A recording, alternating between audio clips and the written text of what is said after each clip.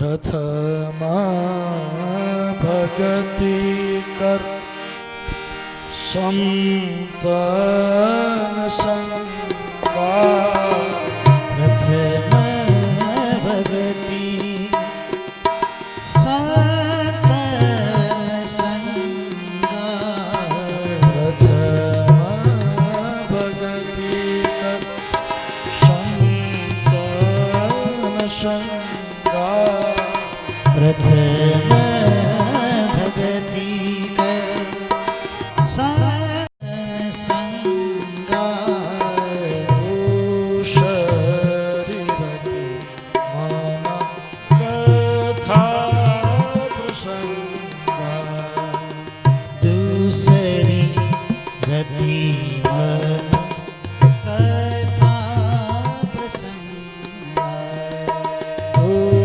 शरीरति मम कथा प्रसंगा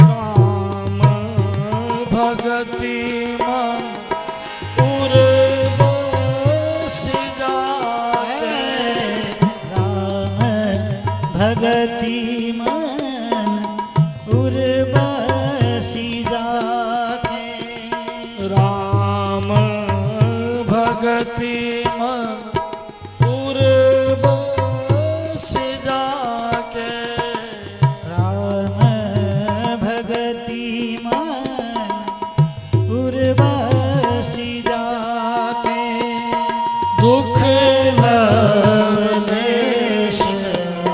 सपने होता के दुख लवलेश न सपने होता के प्रथम भगति कर संतन संगा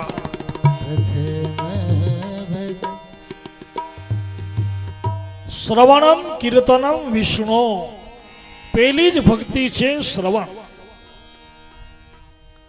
આપણે આપણા જીવનમાં આપણું કલ્યાણ કરવું હોય, પરબ્રહ્મની પ્રાપ્તિ કરવી હોય તો સૌથી પહેલા આપણે સત્સંગ કરવો જ પડે.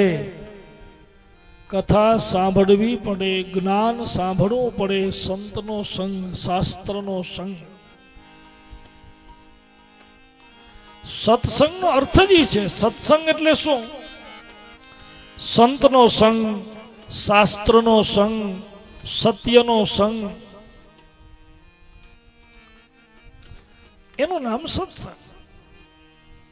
કે જ્યાં ગયા પછી આપણે કથા સાંભળીએ તો જ આપણે ખબર પડે કે આ સંસારમાં સાચું શું છે, ખોટું શું છે, કરવા લાયક શું છે, ન કરવા લાયક શું છે, સત્કર્મ શું છે, દુષ્કર્મ શું છે, જીવ શું છે, બ્રહ્મ શું છે, આપણે કોણ છીએ, આપણી ગતિ ક્યાં છે, આપણે આપણી સ્થિતિ બતાવે એને સત્સંગ કહેવાય. આ મોબાઈલ બધા વાપરે છે ને, મોબાઈલમાં જો એક એપ છે એની અંદર તમે તમારું લોકેશન બતાવે તમે ક્યાં છો. આપણું લોકેશન બતાવે. આ તમે કથા સાંભળો, 7 દિવસ જ્ઞાનથી તમે ધ્યાનથી જ્ઞાનથી શ્રવણ કરો તો આપણે પણ આપણા જીવનનું લોકેશન મળી જાય કે આપણે અત્યારે ક્યાં છીએ, ક્યાંથી નીકળ્યા છીએ, ક્યાં જવાનું છે અને આપણે અત્યારે ક્યાં સુધી પહોંચ્યા છે. જીવનમાં આપણે આપણું સ્થાન સમજાવે. અને એવું નથી આપણે ખબર પડે તમે બહુ સત્સંગ કરો, ખૂબ કથા સાંભળો, ભક્તિ કરો, પછી ઘણીવાર આપણે જોજો પોતાને મનમાં એમ પ્રશ્ન થશે કે હવે મારામાં આ બધું કર્યા પછી કંઈ સુધારો આવ્યો કે નહીં. ઘણીવાર આપણે પોતાનો દોષ ન દેખાતા હોય એમ. તમે બહુ કથા સાંભળો પછી તમારી ચિંતા ન કરવાની, ઘરમાં પૂછવાનું કે હવે મારામાં કાંઈ સુધારો આવ્યો કે નહીં. ઘરવાળાને પૂછવાનું કે આ ભક્તિ કરું છું, કથા સાવરતા સાંભળું છું, તો સુધારો થયો કે નહીં. તો જોજો ઘરવાળા આપણે કહે છે કે હા હમણાં કાંઈક તમારા સ્વભાવમાં એ ફેર પડ્યો છે. પેલા જે વાતે વાતે ગરમી પકડી લેતા હતા એ હમણાં કાંઈક સુધરી ગયા છો, થોડોક સહનશીલતા આવી ગઈ છે, થોડું જતું કરવાનું. તો સમય થયો અને રસોઈ ન થઈ હોય તો સીધા થાળીઓ પછાડવી. આપણા જીવનમાં ધૈર્યતા આવી જાય, સહનશીલતા આવી જાય. સત્ય, સંતો કે છે ને, બાપુ કે છે સત્ય, પ્રેમ, કરુણા, તિતિક્ષા. રાધાના 4 નામ બતાવ્યા છે. ભાગવતમાં 4 નામ છે. સત્યતા એટલે કે સત્યારૂપ, કૃષ્ણની પરમ સત્યા શક્તિ. પ્રેમ એ રાધા છે, રાધા પ્રેમની મૂર્તિ છે, નિસ્વાર્થ પ્રેમ. વિચાર કરો, રાધાજીએ આખી જિંદગી શ્રી કૃષ્ણને સેવ્યા, પણ છતાંય દૂરથી. નહીતર બરસાણાથી કે વૃંદાવનથી, ગોકુળથી કઈ મથુરા દૂર નતો. ભગવાન શ્રી કૃષ્ણ બધું છોડી જ્યારે વૃંદાવન છોડીને મથુરા ગયા, આશ્વાસન આપી ગયા હતા ખોટું બધાને કે હા હું પાછો આવીશ. પણ ગ્રંથો એમ કે છે કે એકાંતમાં શ્રી કૃષ્ણએ રાધાજીને કહી દીધું હતું કે હવે હું ક્યારેય નહીં આવું પાછો અહીંયા, હું ફરીથી ક્યારેય વ્રજમાં નહીં આવું. રાધા તારે જેટલો વિયોગ કરવો હોય, જે રડવું હોય એ આજે રડી લેજે, કેવું હોય કહી દેજે, રડવું હોય રડી લેજે, ફરીથી હું અહીંયા નહીં આવું. અત્યારે જે રાધાજી રડ્યા છે, પણ વિચાર કરો, રાધાજીએ એમ કહ્યું છે કે હું તો સદાય, ભલે મારું આ શરીર, આપણે એક માનીએ છીએ કે કૃષ્ણ ને રાધાના રૂપ જુદા છે, પણ ભગવાન કૃષ્ણએ તો સ્વયં કહ્યું છે કે અમે બે એક જ છીએ, જુદા છીએ જ નહીં. પ્રેમની અવિરત જે ધારા છે એનું જ નામ રાધા છે. પ્રેમની ધારા, નિસ્વાર્થ પ્રેમ. પ્રેમ, સત્ય, કરુણા શબ્દનો અર્થ થાય છે, આપણે એમને જે કરુણા કહ્યું ને એ સંસ્કૃત શબ્દ છે. તિતિક્ષા, સહન કરવાની શક્તિ. તિતિક્ષવઃ, દુઃખને સહન કરવું એને સંસ્કૃતમાં તિતિક્ષા કહેવાય. રાધાજીએ જે સહન કર્યું છે ભગવાન કૃષ્ણનો વિયોગ, કોઈ દિવસ મથુરા મળવા નથી ગયા હોય એમને, છતાંય સદાય જેનું ચિંતન, સદાય જેનું સ્મરણ.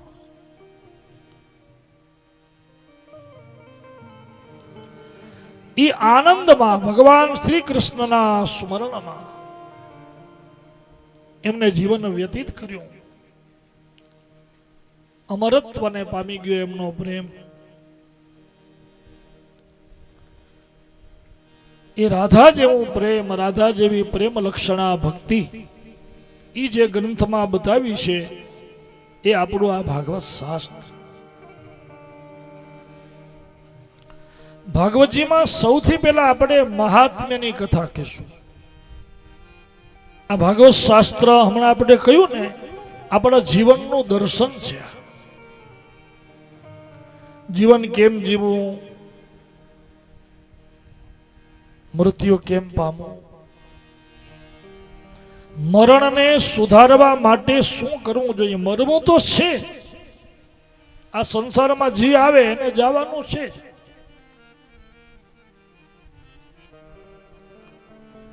એટલે તો આપણું શાસ્ત્ર એમ કહે છે કે રોજ તમે જેમ ભગવાનનું નામ લ્યો ને, માળા કરીએ આપણે, ભગવાનનું નામ લઈએ, માળા કરીએ, એમ રોજ સવાર બપોર સાંજ મૃત્યુને યાદ કરી લેવાનું. બધી માળા પૂરી થઈ જાય અથવા તો શરૂ કરીએ એના પહેલા મરવાનો છું, મરવાનો છું, મરવાનો છું, એમ 3-4 વખત રોજ તમે યાદ કરી લ્યો. અનુભવ કરજો, મૃત્યુને જે સદાય સામે રાખે ને એનાથી પાપ ઓછું થઈ જાય. કારણ કે મૃત્યુ એની અનુભૂતિ, મૃત્યુનું જ્ઞાન. સંતોને કોઈકે પૂછ્યું કે વૈરાગ્ય, ખરેખરો વૈરાગ્ય ક્યારે પ્રાપ્ત થાય? એટલે સંતોએ એટલું જ કહ્યું કે જ્યારે મૃત્યુનું જ્ઞાન થાય ત્યારે. મૃત્યુનું જ્ઞાન જ્યારે આપણે થાય ત્યારે જ આપણે સાચો વૈરાગ પ્રાપ્ત થાય છે.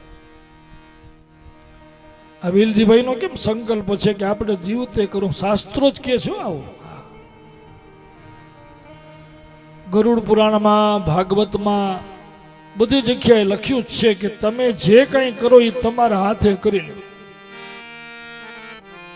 આપણે 80-80 વર્ષ થઈ જાય, કોઈ દી માળા હાથમાં ઉપાડીએ નહીં, મંદિરે જઈએ નહીં, કોઈ દી ભજન કીર્તન કરીએ નહીં, પછી એમ આપણે વિચારીએ વાહે વાળા કરશે.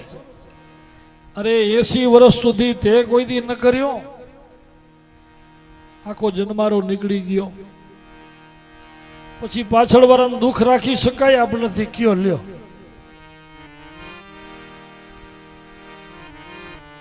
આપણે જે કંઈ પણ કરીએ આપણા હાથે.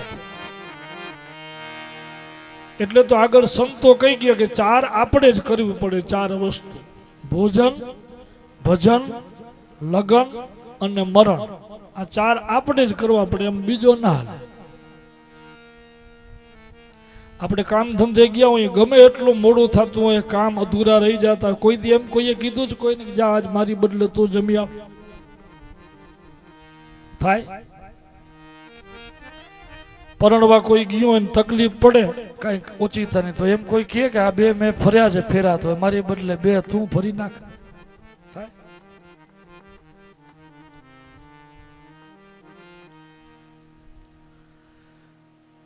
મરવું એ આપણે જ પડ્યો. ઓલા લેવા આવે જોઈએ ત્યારે એમ ન કહેવાય કે મારા કરતા જહીમાં 10 વર્ષ મોટી છે, એને લઈ જાવ ને, હું તો એને જ ના લઈશ. એમાં આપણા બદલે બીજું ના હાલે. અને ભજનમાં આપણા બીજું ના હાલે. ઘણા તમે જોજો બીજું બધું પોતે કરશે, પણ મોડું થઈ જાય તો એમ કે આજે મારી માળા અધૂરી રહી ગઈ છે. ઘરવાળાને કહેતા જાય કે તું માળા તો કરી નાખજે મારી 2, આજે પૂજા કરી નાખજો, આજે આમ કરી નાખજો. એ બીજું ન ચાલે, આપણે જ કરવું પડે.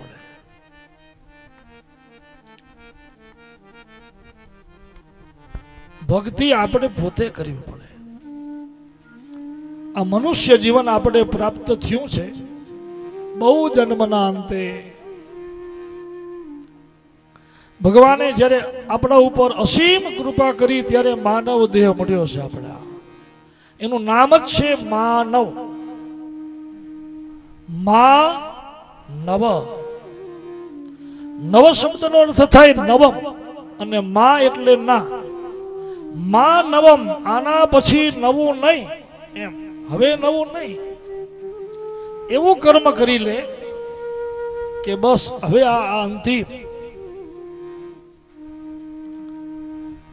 જ્યારે આપણા મનમાં આવા વિચાર આવે, બસ એ આપણે સમજાવે છે એ મહાત્મ્ય. મનુષ્યત્વનું જ્ઞાન આપે એ કથા ભાગવત છે. સૌથી પહેલું મહાત્મ્ય છે. 6 અધ્યાયથી મહાત્મ્ય શબ્દનો બીજો અર્થ થાય છે મહત્તા. ભાગવત શાસ્ત્રની મહત્તા શું છે? એમાં 2 કથા બતાવી છે કે ભક્તિના દીકરા જ્ઞાન વૈરાગ ગરડા થઈ ગયા હતા, એને જગાડવા ભાગવત સંભળાવ્યું નારદજીના કહેવા. બીજી એક કથા આવશે આત્મદેવ બ્રાહ્મણની. એની પત્ની ધુંધુલી એનો દીકરો ધુંધુકારી બ્રાહ્મણનું શરીર હોવા છતાં એને બ્રાહ્મણ ધર્મ મૂકી દીધા, ગણિકાનો સંગ કર્યો, પાપી, દુરાચારી, વ્યભિચારી, અનાચારી, પાપ કર્મથી અધોગતિને પામ્યો, બ્રહ્મ રાક્ષસ થયો, મુક્તિ નથી થતી, એને મોક્ષ નતો થતો. અને આવા અધમમાં અધમ જીવને ભાગવત કોને સંભળાવ્યો? ગોકર્ણ મહારાજે. એક સંતની કૃપાથી એમને સંતાન નહોતું.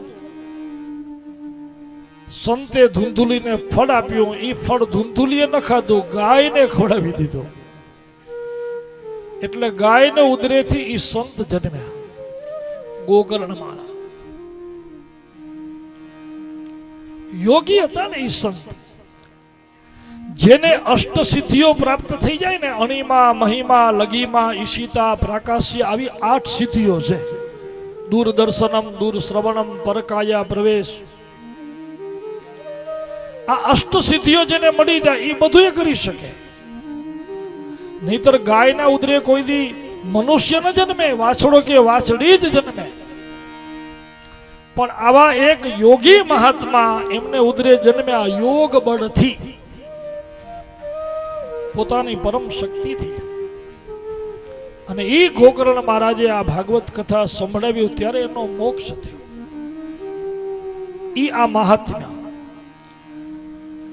મહાત્મ્યની જે કથા છે એમાં ભક્તિમાન જીવનું એ કલ્યાણ થાય છે. ભક્તિમાન જીવના જ્ઞાન વૈરાગ્યને કેમ જગાડવા એનું એ તત્વ સમજાવ્યું છે. અને અધમમાં અધમ માર્ગે ગયેલો જીવ, બગડી ગયેલો જીવ, બગડી ગયેલું મન, એને સુધારીને ભગવાનમાં કેમ જોડવું એ મહાત્મ્યમાં સમજાવ્યું છે. મહત્તા ભાગવતજીના વખાણ છે. બહુ ધ્યાન દેજો વાલા, ભાગવતના વખાણ પોતે ભાગવતજીએ નથી કર્યા, પદ્મ પુરાણે કર્યા છે. મહાત્મ્યની કથા પદ્મ પુરાણની છે. શાસ્ત્ર કહે છે કે આપણે પોતાના વખાણ પોતે ન કરવા. પોતાના વખાણ એ મૃત્યુ સમાન છે, અને બીજાની નિંદા એ મૃત્યુ સમાન. પોતાના વખાણ ન કરવા, બીજાની નિંદા ન કરવી. ભાગવતજીના વખાણ ભાગવતજીએ નથી કર્યા, પદ્મ પુરાણે કર્યા છે. નૈમિષારણ્ય નામના ક્ષેત્રમાં બ્રહ્માની આજ્ઞાથી 88,000 ઋષિઓ જ્યાં જપ તપ કરે છે, ધર્મનો પ્રચાર પ્રસાર કરે છે, કલિકાલના જીવોના કલ્યાણ માટે ભગવાનનું ભજન કરે છે. એ જંગલનું નામ છે નૈમિષારણ્ય. આ ઋષિઓ બધા ક્યાં બેસીને તપ કરે છે? નૈમિષારણ્ય. બ્રહ્માના નિમિષ માત્રના સમયથી ત્યાં એ બધા આવ્યા. બ્રહ્માના મનોમય ચક્રની નિમિષ ઘસાતા ચક્ર જ્યાં જંગલમાં પડ્યું, એટલે એનું નામ નૈમિષારણ્ય પડ્યું. અને મૂળ અર્થ એ છે કે નૈમિષારણ્યનો સાચો અર્થ છે નિમિષ, એટલે આંખનું પલકું. આપણી આંખનું પલકું પડે કેટલો સમય લાગે? થોડોક વાર લાગે ને. તમે એકવાર આંખનું પલકું પડી જાય પછી જોજો થોડી ક્ષણમાં પાછું બીજી વાર પડશે. એ આંખનું પલકું પડે એને નિમિષ કહેવાય. આટલો સમય પણ જ્યાં ભગવાનના ભજન વગર, ભગવાનના સ્મરણ વગર પસાર નથી થતો. એક નિમિષ માત્ર પણ સમય ભગવાનના વિસ્મરણમાં નથી જાતું. સતત જ્યાં ભગવાનનું સ્મરણ ગંગાની જેમ અવિરત હોય, આવું પવિત્ર સ્થાન, એટલે એને કહેવાય નૈમિષારણ્ય. સદાય જ્યાં ભગવાનના ગુણગાન ગવાતા હોય, જે ભૂમિમાં સદાય સત્સંગ થતા હોય, હરિભજન થતા હોય, બસ એને જ નૈમિષારણ્ય કહેવાય. અને એ પવિત્ર ભૂમિમાં ભગવાન વેદ વ્યાસના પટ્ટ શિષ્ય સૂતજી પધાર્યા છે. બહુ જ્ઞાની છે સૂત. આ સુતજી પધાર્યા એટલે ઋષિઓએ કહ્યું કે મહારાજ આજે અમે ધન્ય થયા, તમે પધાર્યા. જ્ઞાની પુરુષનો સમાગમ, જેમ ભગવાનનું ભજન આપણા માટે અતિ કિંમતી છે, એ સમય પુણ્યનો સમય છે, એવી જ રીતે જ્યારે જ્યારે આપણા જીવનમાં કોઈ જ્ઞાની પુરુષનો સમાગમ થાય, કોઈ સંત પુરુષનો સમાગમ થાય, ત્યારે તમારે સમજી લેવાનું કે આજે મારા ભાગ્યનો ઉદય થયો કે મારે ત્યાં સંત પધાર્યા, કોઈ જ્ઞાની પધાર્યા. હવે મારી આત્મ જાગૃતિ થશે. આ સંસારમાં આપણે જાગી જાગીને સૂઈ તો જઈએ છીએ, પણ આત્મ જાગૃતિ એક એવી છે, એટલે તો સંતો એમ કહ્યું છે કે જાગ જગત મેં जाग तुम ऐसा, तन मन सब कुछ जागे, जाग जगत में जाग तुम ऐसा, जाग जगत में जाग तुम ऐसा, तन मन सब कुछ जागे, सो जा तो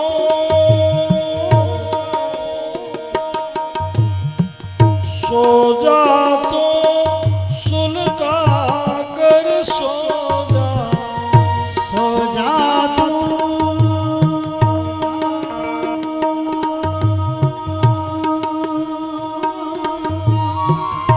सो जा तो सुलगा कर सो जा, सो जा तो सुलगा कर सो जा, मन नहीं तेरा मन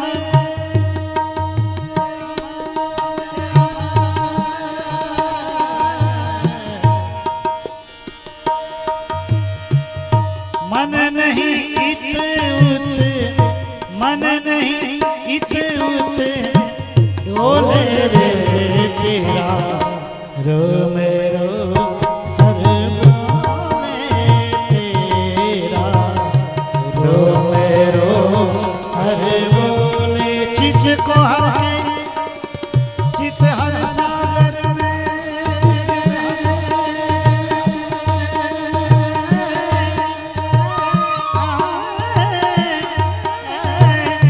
चित हर सागर में, चित हर सागर में ढोले रे तेरा रो मेरो हर बोले तेरा रो मेरो हर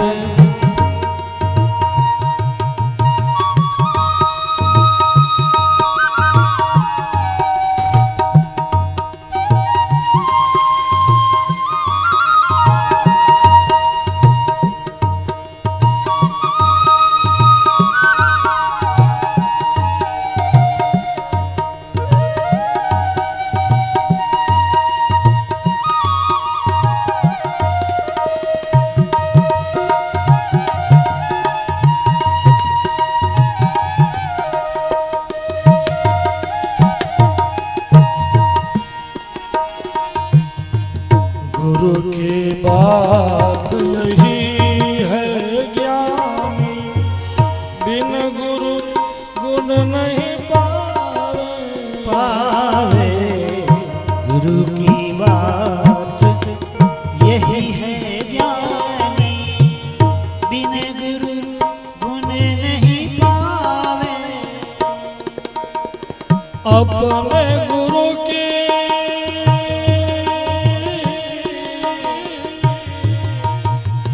अपने गुरु की सेवा करने, अपने गुरु की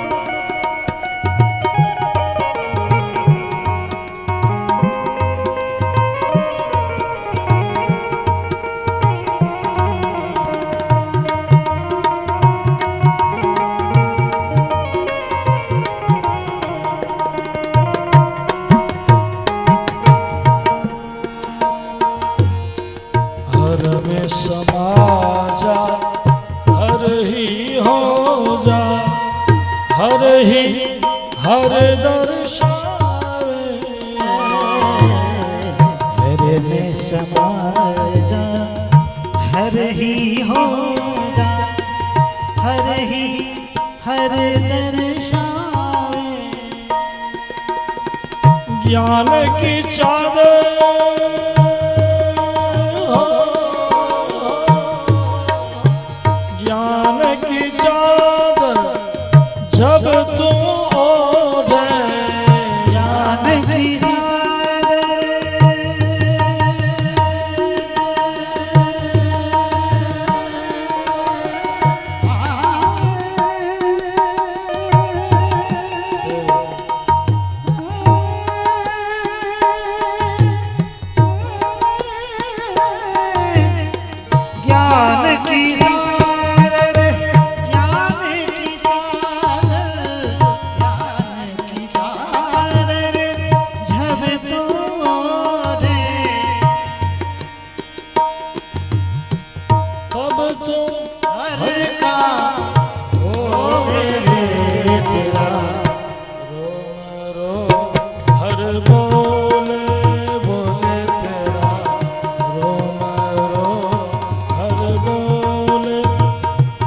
सागर में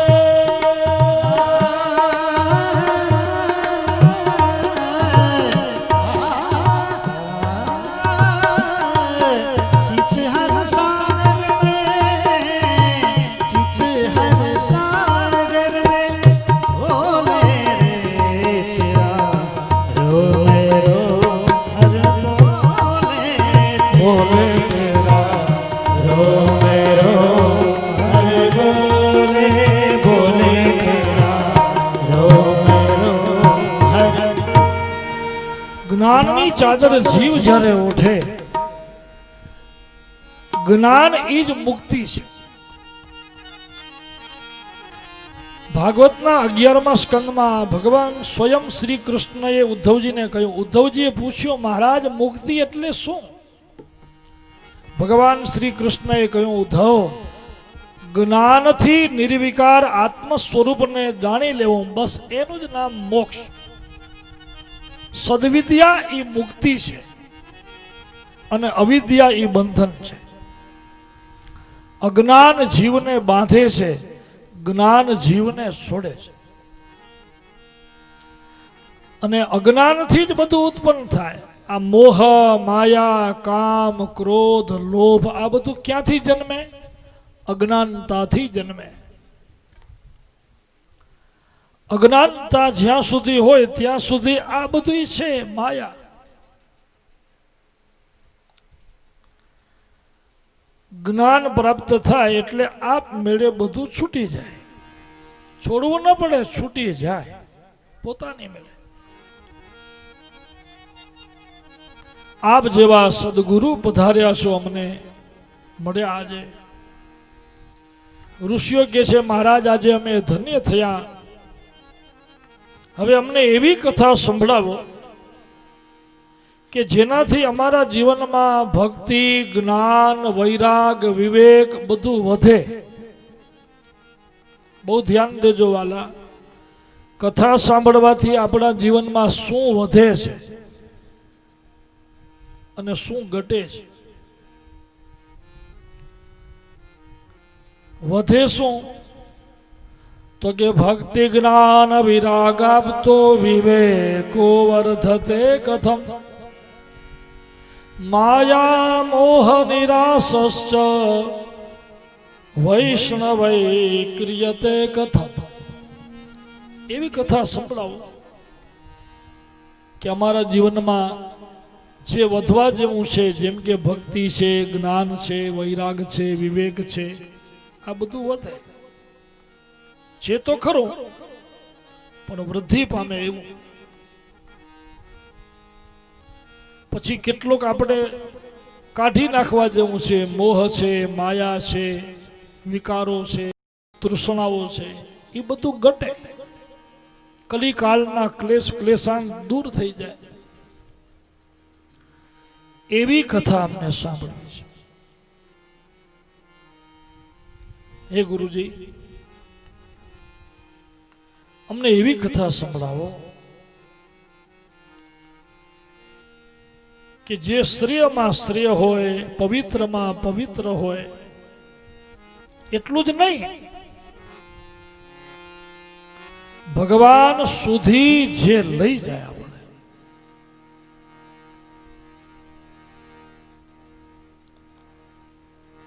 ભગવાન સુધી આપણે લઈ જાય એવી કથા. શ્રેયસામ યદ ભવેત શ્રેય પાવનાનાંચ પાવનમ કૃષ્ણ પ્રાપ્તિકરમ સસ્વત સાધનમ તદ્વધાધુના.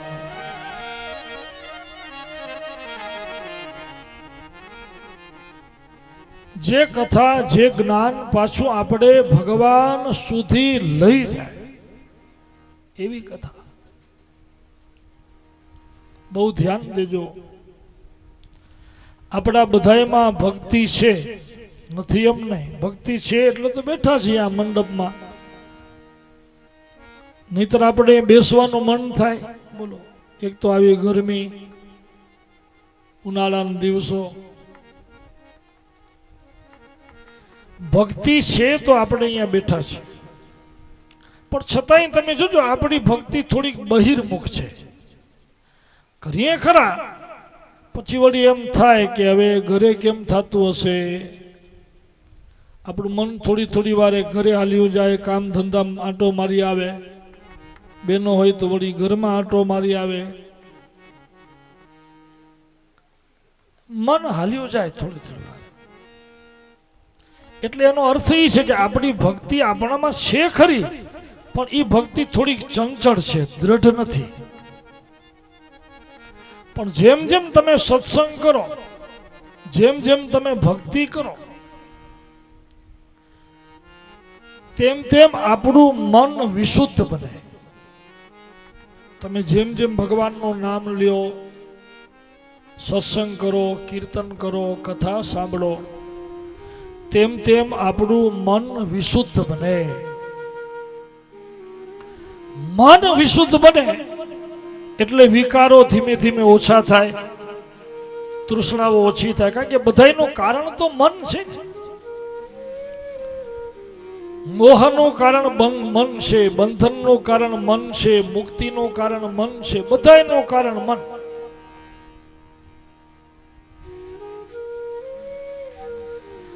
આપણે ઘણી વાર તમે જોજો ગળદી હોય ને બેઠા હોઈએ,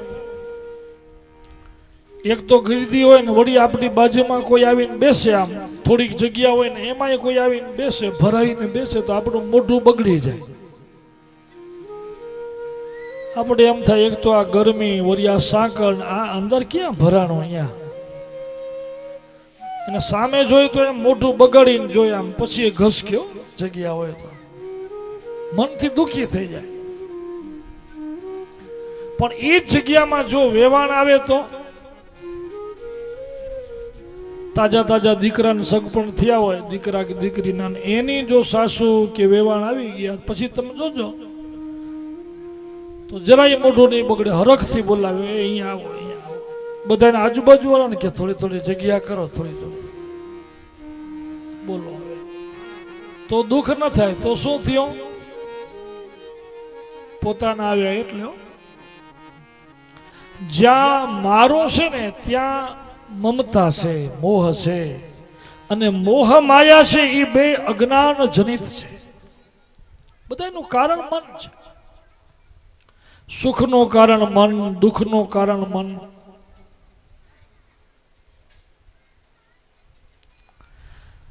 મન જ્યાં સુધી વિશુદ્ધ ન થાય ત્યાં સુધી આ અજ્ઞાનતા, મોહ માયા બધું દૂર ન થાય. એટલે જ આપણે સદાય ભગવાનને ભજતા રહેવું. મનને ભગવાનમાં પરોવી રાખો, મનને સંતોમાં. બહિર્મુખ મન છે એને અંતર્મુખ કરો, મન ઉપર નિયંત્રણ થઈ જાય. આપણે મન વિશુદ્ધ બને તો ઇન્દ્રિયો વિશુદ્ધ બને, ઇન્દ્રિયો વિશુદ્ધ બને તો વિકારો મુક્ત થઈ જાય, તૃષ્ણા રહિત થઈ જાય. ભગવાનની કથા સાંભળતા સાંભળતા મન, બુદ્ધિ, ઇન્દ્રિયો, ચિત્ત બધું આપણું વિશુદ્ધ થાય. અને આ બધા અંતઃકરણ જો પવિત્ર થઈ જાય ને તો આપણી આજુબાજુ પવિત્ર વિચારોનો, પવિત્ર જ્ઞાનનો કિલ્લા બની જાય. પછી જીવનમાં અપવિત્રતા, જીવનમાં દુષ્વિચારો આવે જ નહીં. હરિનામનો બહુ મહિમા છે. એટલે એમ કહ્યું છે કે ભગવાનની ભક્તિ અમારી વધે એવી કથા, અમારું જ્ઞાન વધે. જ્ઞાન તો છે જ આપણી અંદર, પણ છતાંય એ જ્ઞાન એવું વધે જે અમને ભગવાન સુધી લઈ જાય. સત્યાસત્યનો વિવેક અમારા જીવનમાં વધે. પવિત્રમાં પવિત્ર કથા હોય જે આપણો હાથ ઝાલી ભગવાન સુધી લઈ જાય એવી કથા. દિવસો જુદાઈના જાય છે, એ જશે જરૂર મિલન સુધી. મારો હાથ જાઈને લઈ જશે, મારો હાથ જાઈને લઈ જશે મુજ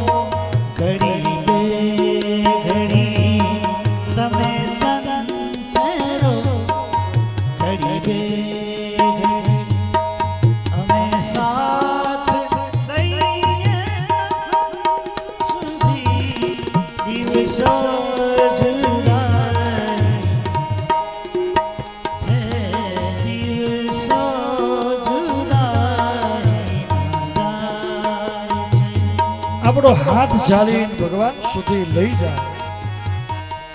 શ્રેયસામ યદ ભવે શ્રેય પાવનાનાં ચ પાવનમ કૃષ્ણ પ્રાપ્તિકરમ સસ્વદ સદવધા સાધનમ તદવદાન. હે ભગવાન, એવી કથા અમને કહો જે ભગવાન સુધી આપણે લઈ જાય. આજે અમને અવસર પ્રાપ્ત થયો છે તમારો.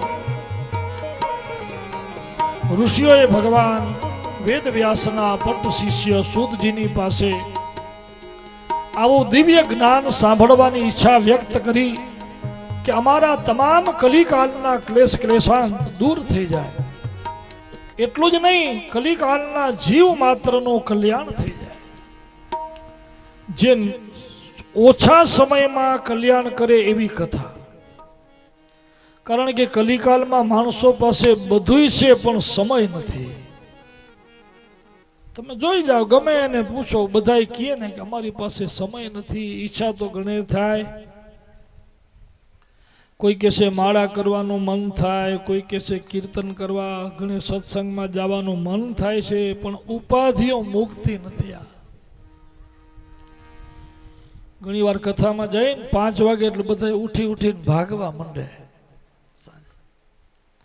આપણે પૂછીએ શું થયું, તો કે આ હમણાં ચોપા આવશે ને મારા, એટલે એ કે આ ગાય બીજા કોઈને બાંધવા દેતી નથી, એના વગર નહીં બાંધવા. હવે આપણે જ નક્કી કરવાનું છે, બોલો કે ગાયે આપણે બાંધ્યા કે આપણે ગાયને બાંધી. તમે પ્રસંગે ગયા હો, પરગામ ગયા હો, ગામમાં હો, પણ સમય થાય તો એ ગમે ત્યાંથી બાર ગામથી તમને ઉપાડે, ગામમાં હો તો તમને ઉપાડે કે હાલ ઊભી થા, મને બાંધ, હમણાં હું આવું છું. ગમે ત્યાંથી તમને ઉપાડે. સારા પ્રસંગે ગયા હોઈએ, જીવ આપણો જોજો વાંચ પડ્યો હોય કે હમણાં સાંજ પડશે મારે જવું પડશે. આપણે નક્કી કરવાનું છે કે કોને કોને બાંધ્યો કયો. આપણે તો એને સાંકળે બાંધીએ છીએ, એને આપણે એમ સાંકળ રાખી વગર દોરડે વગર સાંકળે, બોલો આપણે બાંધ્યા કે નહીં? બોલાવાય ન પડે, વગર કીધે આપણે ભાગવું પડે. બસ આ બંધન છે.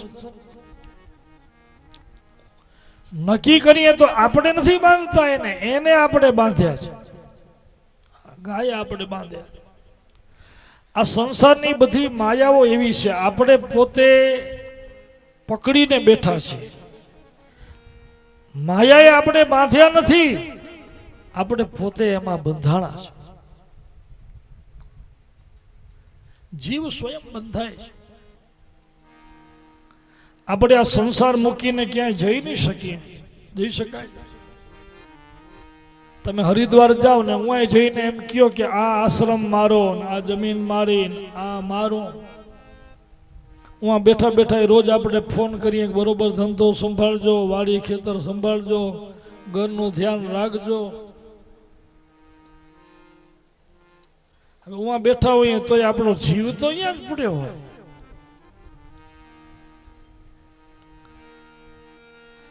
તમે ગમે ત્યાં જાઓ,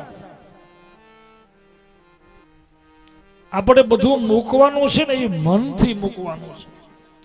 શરીર હરિદ્વારમાં જાય કે ગંગા કિનારે બેઠું હોય પણ મન તો અહીંયા જ હોય,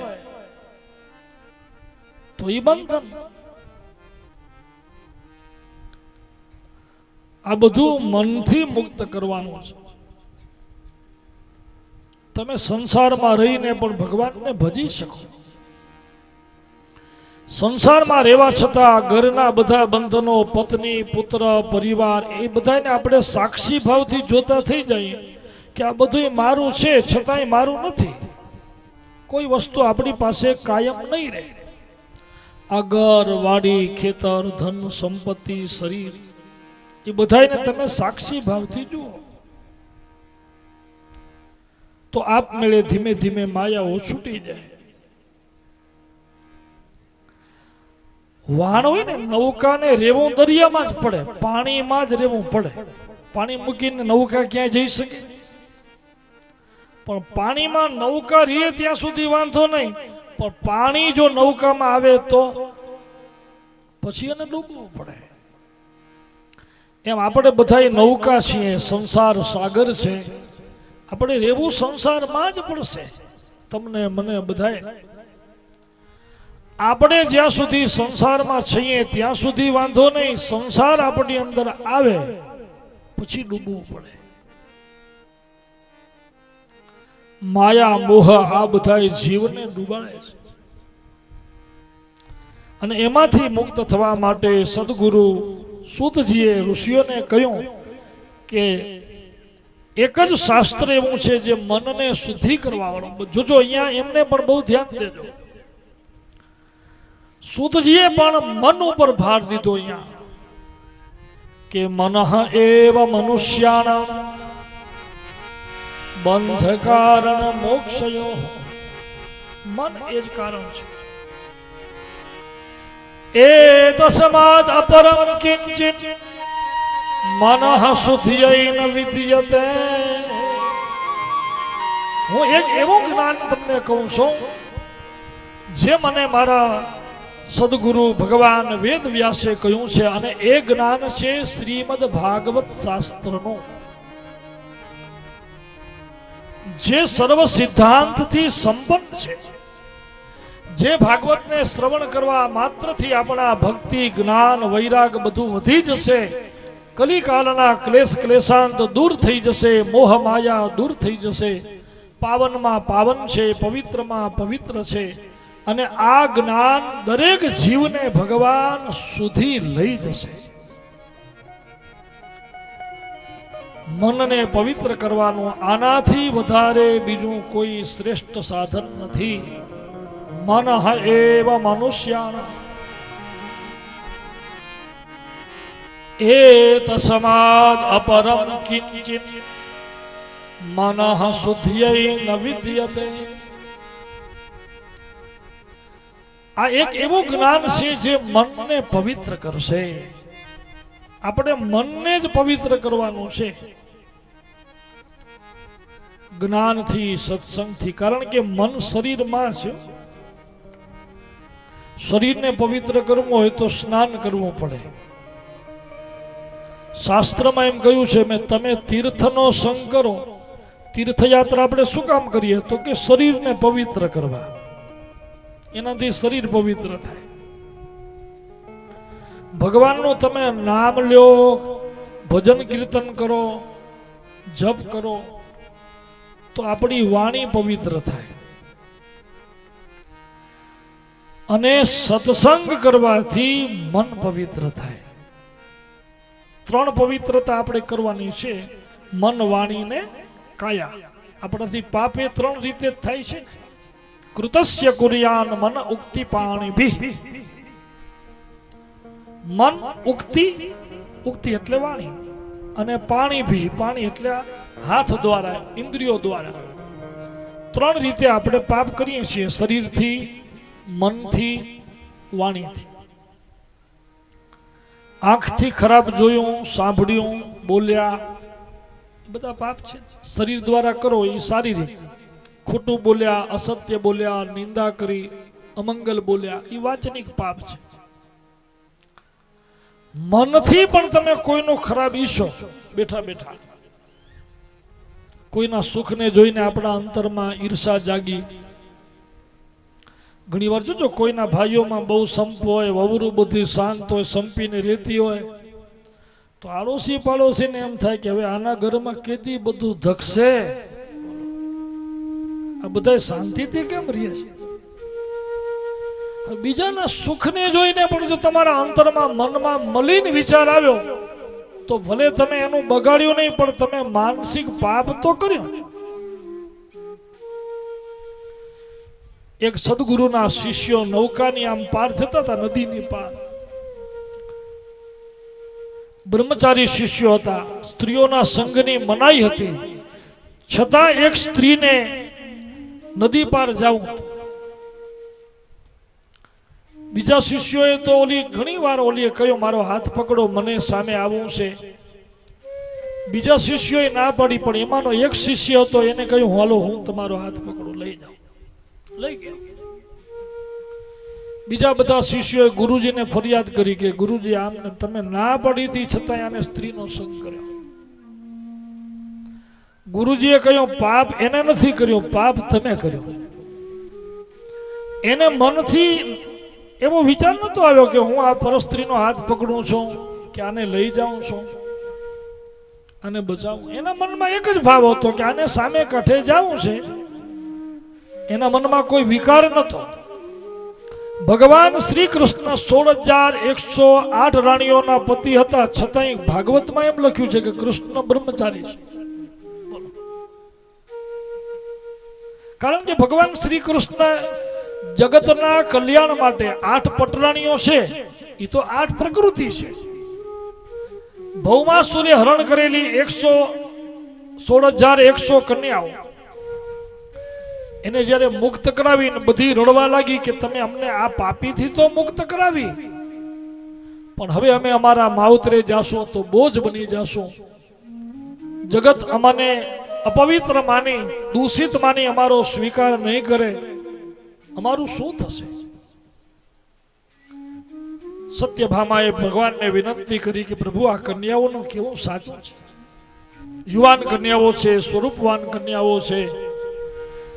માતા પિતા જો સ્વીકાર નહીં કરે, જગતના કોઈ બીજા જીવ સ્વીકાર નહીં કરે, કદાચ આ કન્યાઓથી પાપ થઈ જાય, અવળા માર્ગે જાય, વર્ણસંકર પ્રજા ઉત્પન્ન થાય, તો તમે તો આ ભૂમિના ભારને દૂર કરવા, જગત માત્રની રક્ષા કરવા, જીવ માત્રની રક્ષા કરવા પધાર્યા છો, તો તમે આ જીવોનો સ્વીકાર ન કરી શકો. અને ભગવાન શ્રી કૃષ્ણ એક જ મુહૂર્તમાં બધાયનું પાણી ગ્રહણ કર્યું. પરણવાની રીતે ભોગ માટે નહીં, સાક્ષી ભાવથી પરણ્યા છો ભગવાન. એટલે ભગવાન આટલી બધી રાણીઓના પતિ હોવા છતાં પણ બ્રહ્મચારી છે. આપણે આપણું ગૃહસ્થાશ્રમ જીવન જે જીવીએ છીએ, શાસ્ત્ર એમ કે જે મનુસ્મૃતિમાં લખ્યું છે કે તમે ગૃહસ્થાશ્રમ જીવનને જો નિયમપૂર્વક વ્યતીત કરો તો ગૃહસ્થાશ્રમ જીવનમાં પણ આપણે ગૃહસ્થી હોવા છતાંય બ્રહ્મચારી છીએ. જો ભોગની રીતે જીવન ન જીવીએ. કન્યાદાનના સંકલ્પમાં એમ લખ્યું છે કે ધર્મ પ્રજા માટે, ધર્માચરણ માટે આપણે ગૃહસ્થાશ્રમ કરીએ તો ગૃહસ્થાશ્રમ પણ શ્રેષ્ઠ છે. તમે સંસારમાં રહીને તમારું ચિત્ત સદાય બ્રહ્મમાં રાખો. બ્રહ્મચર્યનો અર્થ શું છે કે બ્રહ્મની સાથે ચરવું. ચરવું એટલે વિચારવું. બ્રહ્મની સાથે તમે સદાય જોડાયેલા રહ્યો તો સંસારમાં રહીને આપણે બ્રહ્મચારી.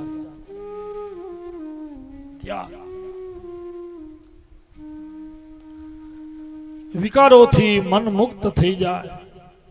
3 પ્રકારના પાપ, 3 પ્રકારની શુદ્ધિ છે. મન શુદ્ધ થાય તો ઇન્દ્રિયો શુદ્ધ થાય, ઇન્દ્રિયો શુદ્ધ થાય તો કર્મ બધા પવિત્ર થાય, કર્મ પવિત્ર થાય તો ગતિ પણ આપણી પવિત્ર થાય. એટલે મનને સુધારવા માટે શ્રીમદ ભાગવત સાંભળવું જરૂરી છે. કથા સાંભળવી. ઘણા એવું એ માને કે મેં તો કથા 2-3 વખત સાંભળ્યું છે. કોઈ કહેશે મેં તો વાંચ્યું છે. તો તમે એકવાર આપણે સાંભળીએ તો પૂરું થઈ જાય. 2-3 વાર કથા સાંભળો પછી જરૂર નથી. સદા સેવ્યા શ્રીમદ ભાગવતી કથા. મહાત્મામાં એમ લખ્યું છે કે જ્યાં સુધી આપણા શરીરમાં પ્રાણ હોય ને ત્યાં સુધી તમે ભગવાનનું નામ લીધા રાખો, સાંભળ્યા રાખો. એમાં કોઈ દી નામું આવતું જ નથી, એમાં પૂરું ન થાય. હવે સાંભળ્યા રાખો. અંતિમ ઘડી સુધી, છેલ્લી ઘડી સુધી તમે ભગવાન સાથે જોડાયેલા રહ્યો તો છેલ્લી ઘડીએ ભગવાન આવ્યો.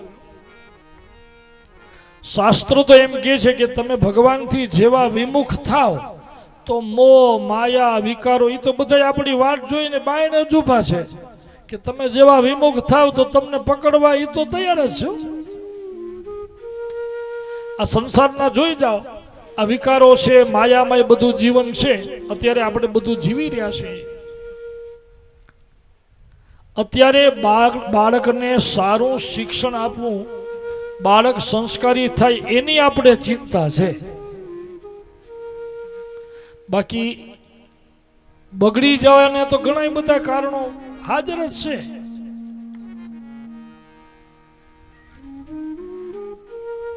જરાક વિમુખ થયા એટલે પગ લપસ્યો. દુરાચાર. પાણીને ઉપર ચડાવવાની તકલીફ છે, પાણીને નીચે ઉતારવાની તકલીફ ન હોય. પાણી ઢોળાય તો જાય ક્યાં? નીચે. મન પાણી જેવું છે. અનુભવ કરજો. દુર્લક્ષણમાં, દુરાચારમાં બાળકને કઈ ગાળો શીખવાડવી હોય તો સ્કૂલે મૂકવાની જરૂર નથી, તો એવા ફળિયા મૂકી દો તો હમણાં શીખી જાય. પણ સારા સંસ્કાર પ્રાપ્ત કરવા હોય તો આપણે એને મૂકવું પડે. કોઈ સાધુને શરણે મૂકવું પડે, સંતના શરણે. આપણા મનને સુધારવા માટે ઈ જ છે. મન સુધરે તો સંસ્કારો આપમેળે આવે. એટલે જ અહીંયા ભાગવતમાં ભગવાન વેદવ્યાસના પટ શિષ્ય સૂતજી એમ કહે છે કે એ તસ્માદ અપરમ કિંચિન મનઃશુદ્ધ્યૈ ન વિદ્યતે. મનની શુદ્ધિ માટે ભાગવતથી વિશેષ બીજો કોઈ પ્રયોજન છે જ નહીં. તમે સતત જો આનું સ્મરણ કરો, આ ગ્રંથમાં તમે તમારું જીવન દર્શન કર્યા કરો, તો મન ભગવાનમાં આપમેળે લીન થઈ જશે. ગંગાને કિનારે સુખદેવજી મહારાજે જ્યારે આ ભાગવત કથા પરીક્ષિત રાજાને સંભળાવી અને જેવો 7મો દિવસ થયો, તમામ ઋષિઓને જોતા ગંગાને કિનારે ભગવાનના નંદ સુનંદ નામના પાર્ષદો વિમાન લઈ અને પરીક્ષિતને લેવા આવ્યા. પરીક્ષિત રાજાનું દિવ્ય સ્વરૂપ થયો. માથે મુકુટ, કાનમાં કુંડલ, વૈષ્ણવ તિલક, ગળામાં તુલસીની માળા. ભગવાનના પાર્ષદો લેવા આવ્યા. ભાગવતના શ્રવણ માત્રથી પરીક્ષિત રાજાનો ગંગા કિનારે જ્યારે મોક્ષ થયો, બધા ઋષિઓને પણ આશ્ચર્ય થઈ ગયું હતું કે ઓહો, ધન્ય છે આ ભાગવતી કથાને કે જેના શ્રવણ માત્રથી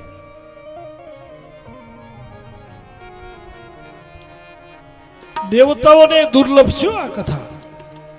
પરીક્ષિત રાજાને સુખદેવજી કથા કેવા આવ્યા ત્યારે ભાગવતમાં એમ લખ્યું છે કે દેવતાઓ સ્વર્ગનું અમૃત લઈને આવ્યા કથા શરૂ થઈ એના પહેલા.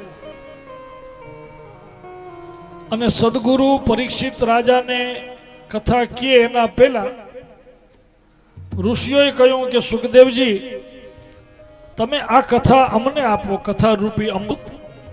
તમારે તો પરીક્ષિત રાજાને અમૃતપણું આપવું છે ને, લ્યો આ અમે સ્વર્ગામૃત તમને દઈએ, એ અમને પાઈ દો. તુલના કરી કે કથામૃત આપો, સ્વર્ગામૃત લ્યો. સુખદેવજી મહારાજને બહુ દુઃખ થયું.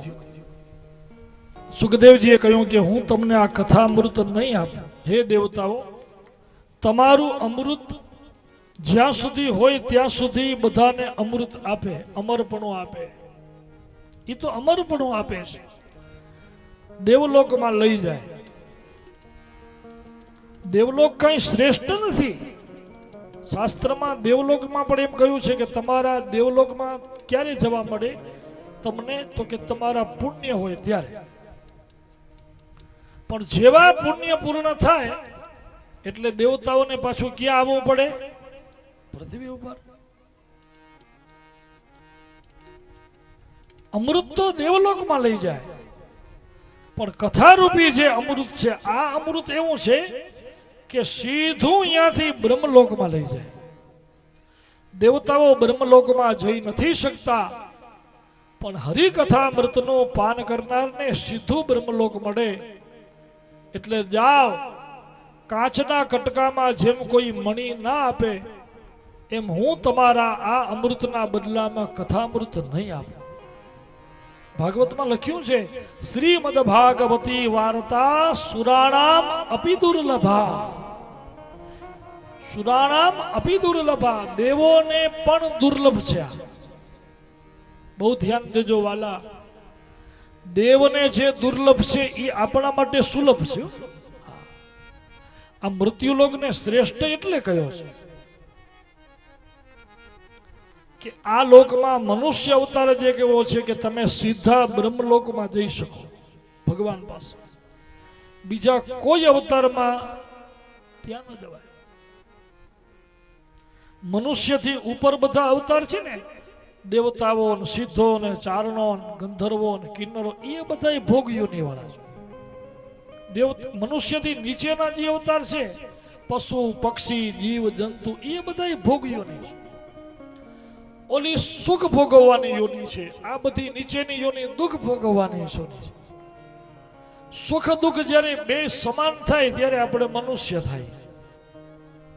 પછી આપણે નક્કી કરવાનું છે કે આપણે ક્યાં જવું. આ મનુષ્ય દેહ તો આપ્યો ભગવાને, પુણ્ય ને પાપ સમ થયા એટલે હવે આપણે નક્કી કરવાનું છે કે આપણે ક્યાં જવું છે. પાછા ચાર પગવાળા થવું છે, જીવ જંતુ થવું છે, પૂંછડાવાળા થવું છે, કે આ બધામાંથી છૂટીને બ્રહ્મલોકમાં જવું છે. આપણા હાથમાં છે. એક જ આ એવો દેહ છે કે જેમાં બધું આપણા હાથમાં છે. એટલે તો આને શ્રેષ્ઠ કહ્યો છે. દેવતાઓને ના પડી દીધી, બોલો, એવી આ કથા સુખદેવજી મહારાજે પરીક્ષિતને સંભળાવી. આ જ કથા સુખદેવજી મહારાજે પરીક્ષિતને કહી એના 200 વર્ષ પછી સુખદેવજી મહારાજે પરીક્ષિતનો મોક્ષ કર્યો ને ત્યાર પછી 200 વર્ષ રહી અને આ કથા પાછી સનકાદી ઋષિઓએ નારદજીને કહી, પૃથ્વી ઉપર પ્રગટ કરવા. નારદજી આ કથાના યજમાન થયા અને બ્રહ્માના માનસ દીકરાઓ 4 એ એમના વક્તા થયા. સૌથી પહેલો આ જ્ઞાન યજ્ઞ પૃથ્વી ઉપર ભાગવત રૂપી જ્ઞાન યજ્ઞના યજમાન તરીકે કોઈ રહ્યા હોય સૌથી પહેલા, જો પરીક્ષિત રાજા યજમાન નતા, એ તો મુક્તિની શોધ માટે, બ્રહ્મની શોધ માટે આવ્યા હતા અને એની ગતિ ભગવાન તરફ હતી એટલે એને સદગુરુ સુખદેવજી સામે આવીને મળ્યા. એ કઈ નક્કી કરી નતા ગયા કે હું ગંગા કિનારે જઈશ, પછી પરીક્ષિત રાજા આવશે, સુખદેવજી પધારશે, મને ભાગવત જ્ઞાન દેશે ને હું મુક્તિ પામીશ. આવું કોઈ આયોજન નહોતું. એ તો લક્ષ્ય લઈને નીકળ્યા હતા પરીક્ષિત. એમને ખબર પડી કે 7મે દિવસે મારું મૃત્યુ છે એટલે લક્ષ્ય લઈને નીકળ્યા. અને ગુરુજી એને સામે આવીને મળ્યા છે.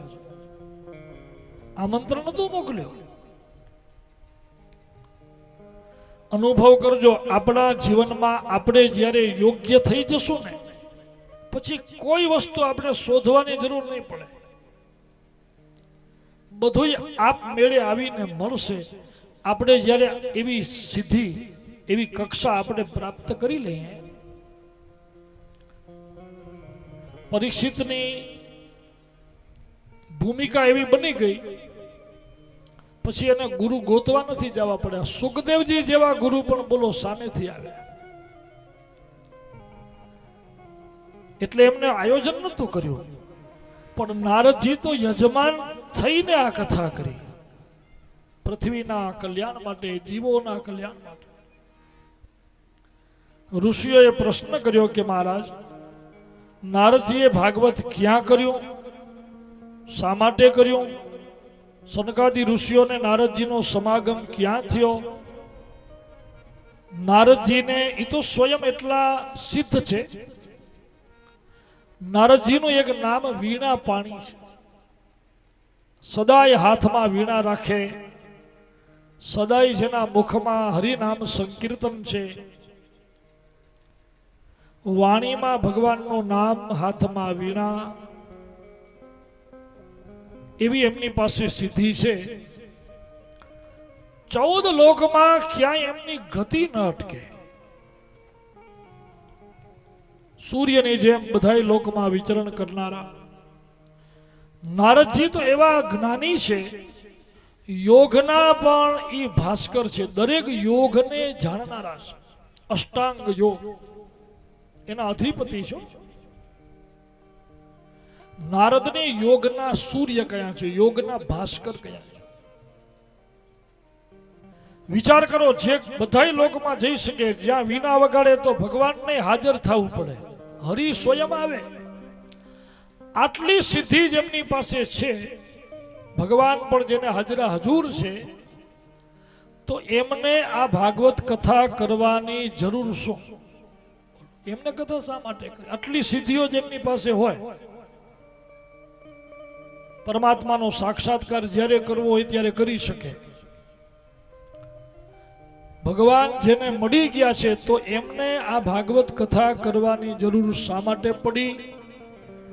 ક્યાં ભાગવત કથા કરી? એનો હેતુ શું? હવે બધું અમને વિસ્તારથી કહો. ઋષિઓએ પ્રશ્ન કર્યા છે. ત્યારે સૂતજી કહે છે કે સાંભળો, તમારો પ્રશ્ન ઉત્તમ છે. એક વખત એકદા તુ વિશાલાયા ચત્વાર ઋષયો મલાહ સત્સંગાર્થમ સમાયાત દદરસુ તત્ર નારદમ દદરસુ તત્ર નારદમ.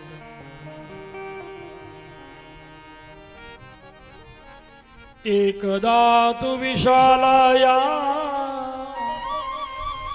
ચત્વાર ઋષયો મલાહ. સાંભળો, એક વખત દેવર્ષિ નારદ સત્સંગ માટે બદ્રીવનમાં જાય છે. બદ્રીવનમાં કોણ બિરાજે છે?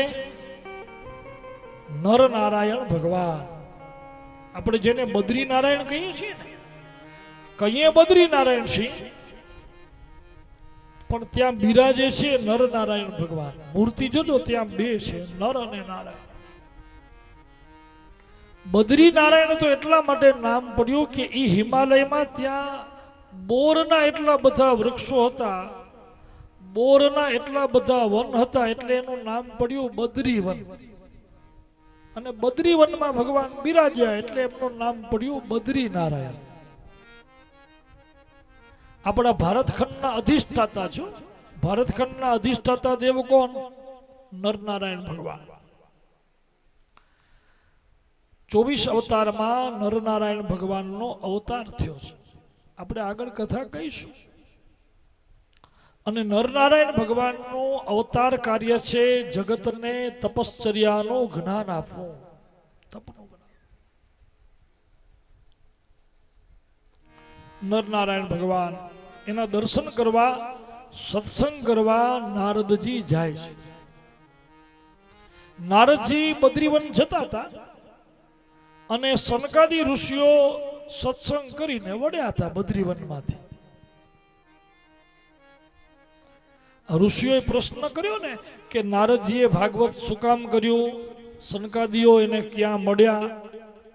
તો હવે એ કથા સંભળાવે છે કે બદ્રીવનમાંથી સત્સંગ કરીને સનકાદી ઋષિઓ, બ્રહ્માના 4 માનસ દીકરા છે, સનક, સનંદન, સનાતન અને સનત કુમાર. ચત્વાર ઋષયો મલાહ. એ વળ્યા. પછી 2 વિશાલ નગરમાં સામ સામે થઈ ગયા. પણ નારદજીનું મોઢું ચિંતામાં બહુ હતું, ઉદાસ, ચિંતાગ્રસ્ત, શોકગ્રસ્ત. ઓલા સનકાદી ઋષિઓ સામે મળ્યા ને શ્રી હરિ કયા ને તો એમનું ધ્યાન નતું. પછી નારદજીનો હાથ પકડ્યો, કારણ કે નારદજીને બોલાવ્યા, બૂમો પાડી, બાજુમાં આવ્યા તોય નારદજીનું ધ્યાન નતું. બોલો, કારણ કે એમનું ચિત્ત શૂન્ય હતું. ધ્યાન દેજો. આપણે ઘણીવાર બેઠા બેઠા આમ વિચારોમાં ચડી જાય ક્યાંક. આપણું ચિત્ત, વિચાર એટલે ચિત્ત એટલે શું? ચિત્ત કોને કહેવાય? વિચાર શક્તિ. આપણા ચિત્તપટમાં વિચારો આવે. આપણે સ્વપ્ન એટલે આવ્યો, ચિત્તની અંદર જે વિચાર રહી જાય ને એ સ્વપ્ન સ્વરૂપે આવે.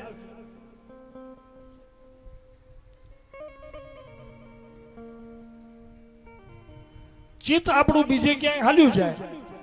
અત્યારે જો અહીંયા બેઠા બેઠા તમારું ચિત્ત જો ઘરે કે કોઈ બીજી જગ્યામાં ધારો કે પરોવાઈ ગયો તો અવડા મોટા મોટા લાઉડ વાગે છે, અવડા મોટા મોટા અવાજ થાય છે, હું કથા કરું છું, પણ તમારું ચિત્ત જો બીજે જાય તો કથામાં શું થાય છે એ તમને ખબર નથી. પછી કોઈ પૂછે કે શું આવ્યું તો તરત આપણે કહીએ ત્યારે મારું ધ્યાન નતું. ચિત્ત બીજે ગયો. ઘણી વાર તમે જોજો બાજુમાં બેઠા હોય ને તમે એને બોલાવો તો એનું ધ્યાન ન હોય, પછી આપણે આમ ગુડો પકડીને કેવું પડે, સાંભળો છો ને, ક્યાં છો? આમ આપણે ચાલ્યા જતા હોય રસ્તામાં, કોઈ સામે મળે, તમે એને હાથ ઊંચો કરો, માથું હલાવો, પણ એનું ચિત્ત જો બીજે ક્યાંય હોય તો એ તમને જવાબ ના આપે. તો આપણે એમ થાય કે જુઓ તો ખરા, અભિમાન તો જુઓ ને, એ અભિમાન જુઓ, જોઈ છે, હાથ ઊંચો કરું છું, જવાબ એ નથી દેતો. પણ ત્યારે એનો વાંક ન હોય, એનું ચિત્ત બીજે ક્યાંક હોય.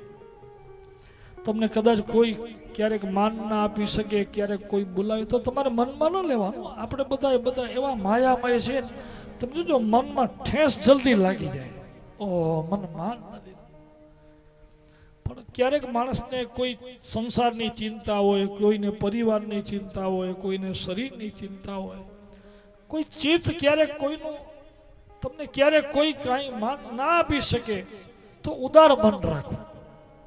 હશે અત્યારે એને કાંઈ ચિંતા હશે, નહીતર આજ સુધી આદર કરનારો કે તમે સદાય આદર કરતા હો ને ક્યારેક રહી જાય કોઈથી તો મનમાં નહીં લેવાનું, એનો ચિત્ત બીજે ક્યાં છે. સનકાદી ઋષિઓ નારદજી ઉપર ગુસ્સે નથી થયા, એમ પૂછે છે, નારદજી અમે તમને હરી હરી કહીએ છીએ ને તમે તો બોલતા નથી, શું ચિંતામાં છો? એ સંસારી માણસોને ચિંતા હોય ભગત, સંસારી માણસો તો ચિંતામાં રહીએ, તમે તો ક્યાં સંસાર. નારદજી તો પરણ્યા નતા. આપણે બધા ઘરવાળા છે, જોજો વહેલું મોડું થાય તો તરત ફોન આવે કે હવે કેદી આવશો, હાલો હાલો. ઘરવાળાની ચિંતા, કોઈને દીકરા દીકરીની ચિંતા, કોઈને ભણાવવાની, કોઈને પરણાવવાની, કોઈને વ્યવહારની, કોઈને વ્યવસાયની. આપણે સંસારી માણસ છીએ એટલે આપણે બધા ચિંતામાં જઈએ. તમે જો અહીંયા બેઠા બેઠા આપણે ચિંતા તો હોય કે ન હોય, કયો લ્યો. એટલે તો શાસ્ત્રમાં કહ્યું છે કે માણસ સદાય ભયમાં હોય, ચિંતામાં. નાના હોય ને ત્યારે મા બાપનો ભય હોય, મોટા થોડાક થાય તો નિશાળમાં માસ્તરનો ભય, ભણી લે તો પછી નોકરીમાં કચડે તો સાહેબોનો ભય, પરણે તો ઘરવાળાનો ભય. યુવાન હોય, રૂપવાન હોય એને કુરૂપી થવાનો ભય હોય, ધનવાન હોય એને નિર્ધન થવાનો ભય હોય. રૂપ યુવાની હોય તો ગઢપણનો ભય હોય, કોઈને રોગનો ભય હોય, ગઢપણ હોય એને મરી જવાનો ભય હોય. નાના હોય ત્યારે માવતર બીવડાવે, પરણે પછી બાયડી બીવડાવે, યુવાન થઈ જાય પછી છોકરા, ઘરડા થઈ જાય પછી છોકરા બીવડાવે. આમ તમે જોજો આખી જિંદગી આમને આમ ભયમાં જાતી હોય. સંસારી માણસને અનેક ઉપાધિ છે, અનેક ભય છે. નારદજી તમે તો સંસાર મુક્ત છો, વૈરાગી છો, ત્યાગી છો, યોગના ભાસ્કર છો, યોગી છો, જ્ઞાની છો, તમને વળી શું ચિંતા? આમ ઉતાવળા ઉતાવળા ક્યાંથી આવો છો, ક્યાં જાઓ છો? ત્યારે નારદજી કહે છે મને મારી ચિંતા નથી. સાંભળો શું ચિંતા છે. નારદ કોણ છે? સાધુ. સાધુ જે હોય ને એને પોતાની ચિંતા ન હોય, પોતાની ચિંતા કરે એ સ્વાર્થી અને જગતની ચિંતા કરે એ સાધુ. ચિંતા તો બે કરે છે, આપણે કરીએ છીએ. આપણે જોજો આપણી ચિંતા હોય, સાધુને પોતાની ચિંતા ન. સાધવ સાધુ ભૂષણ, બીજાના દુખે દુખી થાય એને સાધુ કહેવાય. બીજાનું દુઃખ જોઈને જેનું હૃદય દ્રવી જાય એ સાધુ પુરુષ. બીજાના સુખને જોઈને જે પ્રસન્ન થાય એ સાધુ પુરુષ.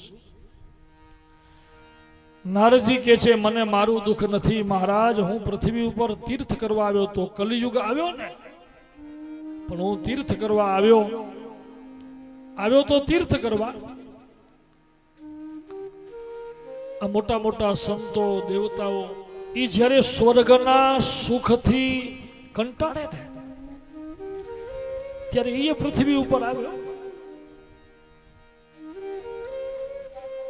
અતિ બધી વસ્તુ દુઃખનું કારણ છે, એમ કહ્યું છે અતિ સર્વત્ર વર્જયે. અતિ બધું દુઃખનું કારણ, અતિ સુખ આવે એ દુઃખનું કારણ છે. લ્યો, માણસને અતિ સુખ છે એ દુઃખરૂપ છે. આ મોટા મોટા અનેક સંપત્તિ વાળાઓ છે, ઉદ્યોગપતિઓ, સત્તાધારીઓ, જેની પાસે અતિ સત્તા કે અતિ સુખ છે એને પૂછો, એ દુઃખનું કારણ છે. એના માટે અતિ બધું દુઃખનું કારણ.